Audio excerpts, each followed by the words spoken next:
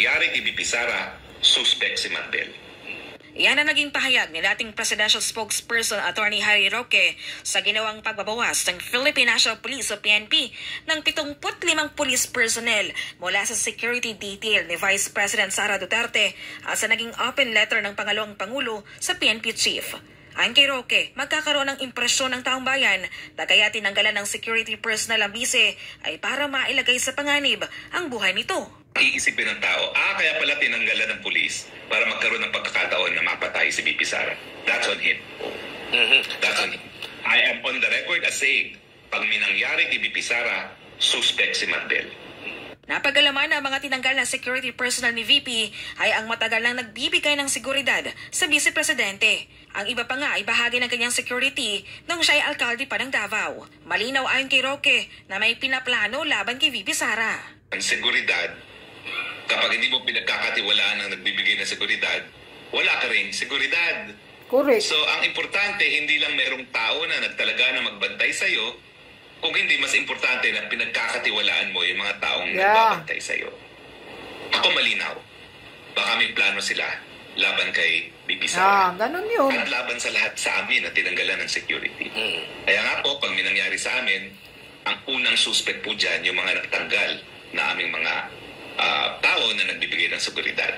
Di ba obvious naman yun? Nagbigay din ng pahayag si Roque sa pagpunta ng PNP sa tinitirahan ng bise para siya ikising kaya nang nabanggit ni VP Sara sa kanyang open letter. Anya, maaring maging bahagi ng kanilang plano kay VP Sara ay paratangan at pagbintangan ng kung anong krimen ang ikalawang Pangulo.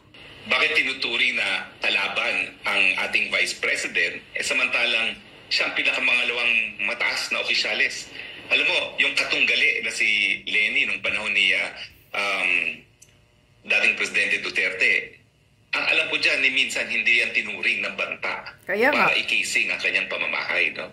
So ngayon talaga, malinaw na baka meron talaga silang mga plano na sa susunod na mga panahon, pagbintangan, bigyan ng paratang na krimen laban kay VP Sara at tuluyan ng arestuhin.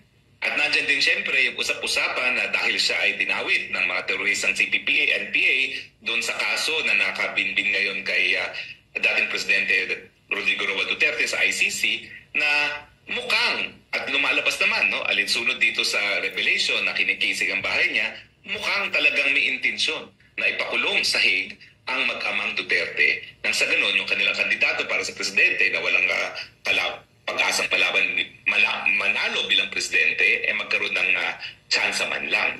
So malinaw po yan na talagang political harassment po talaga ang nangyayari. Si Marbel, iwas naman sa media nang hingan ito ng panig hinggil sa naging open letter sa kanya ng Vice Presidente. At sa payo nito na laging magsabi ng totoo para hindi magkanda buhol ang mga kwento ng PNP Chief. Natatakot na pag nagsalita pa siya, baka upakan siya ni VP Sara. Si Marbel ay minsan na ring sinaway ng The Kingdom of Jesus Christ dahil sa pagiging bastos at walang modo nito nang sabihin niyang hindi pastor. Si Pastor mukha mo, Marbel. Hindi lang yan kabastusan. Yan ay isang napakalaking paglabag sa karapatang pantao. Correct. Dahil ang karapatan na magkaroon ng pananampalataya at kumilala ng mga pastor, kabahagi ng karapatan ng malayang pananampalataya. Dapat kasuhan yan. Religion. At yan po'y nakakalungkot dahil ang kapulisan, sila dapat ang nagpapatupad ng batas at nagsisiguro na ang kapulisan ay rinirespeto ang karapatang pantao. By way of example, yung pagtawag ni Marbel kay Pastor Apollo Kibuloy na hindi pastor, yan ay ehemplo na dapat labagin ang karapatang pantao na magkaroon ng karapatan ng malayang pananampalataya. Kaya nga. Para sa Diyos at Pilipinas kumahal.